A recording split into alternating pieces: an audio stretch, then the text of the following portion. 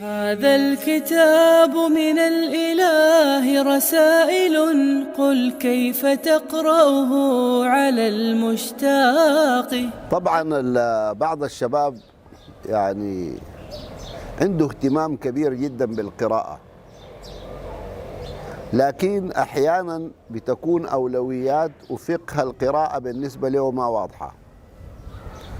أنا كنت يعني في واحدة من المطارات ولقيت واحد من الشباب منهمك في قراءة يعني الكتب الآن التي انتشرت حديثا وتهتم بجوانب يعني معرفية معينة في الشباب، يعني كيف تكون ناجحا، كيف تكسب الأصدقاء، كيف تفعل كذا.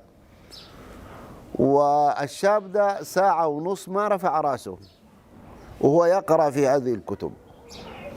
قمت أنا سألته سؤال، قلت له يا أخي ممكن يتداول معاك بعض الحوار؟ قال لي فضل.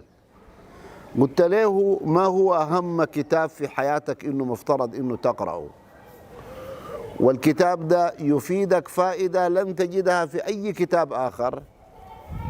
فالشاب يعني تلعثم وما قدر يعني يميز هذه النقطة. قلت له طبعا أعظم كتاب يقرأ في الدنيا هو القرآن الكريم بلا شك، والفوائد اللي يجدها الإنسان في القرآن الكريم لا يمكن أن يجدها في أي كتاب في الدنيا، بل القرآن يغنيك عن كل كتاب. وقمت سألته سؤال تاني، قلت له ما هو أفضل بشر يمكن أن تقتدي به في حياتك؟ رجل كمله الله عز وجل ومدحه الله وأثنى عليه ثناء لم يصل إليه أي واحد من الخلق. برضو تلحسن، فقلت له أفضل من مدحه الله وأفضل من نقتدي به هو النبي صلى الله عليه وآله وسلم بلا شك.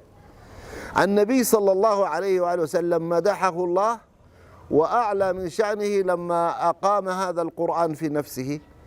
وذكرت له في قوله تعالى عندما أنزل الله عز وجل مدحا في النبي صلى الله عليه وآله وسلم: وإنك لعلى خلق عظيم.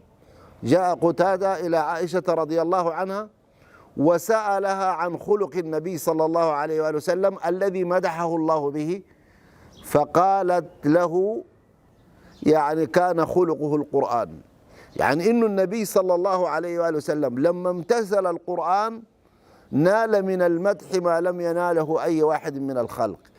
وأي إنسان في الحياة أراد أن يعلو وأن يسمو وأن يرتفع إلى درجة لا يمكن أن يصل إليه أحد لن يصل إلى ذلك إلا بتلاوته وبفهمه وبعمله بالقرآن الكريم. فأنا أوصي الشباب إنه ما في إشكالية الإنسان يقرأ ما يشاء من هذه الكتب، لكن لا يغفل عن قراءة أعظم كتاب، ويمكن أن يقتدي ببعض الخيرين من الناس، ولكن لا ينبغي له أن ينسى أن أعظم قدوة له في الحياة هو الاقتداء بالنبي صلى الله عليه وآله وسلم: لقد كان لكم في رسول الله أسوة حسنة. إذا كنت من المتابعين الجدد اشترك الآن في القناة ليصلك الجديد بالضغط على الزر الأحمر أسفل القناة مع تفعيل الجرس، ولا تنسوا دعم المقطع بلايك.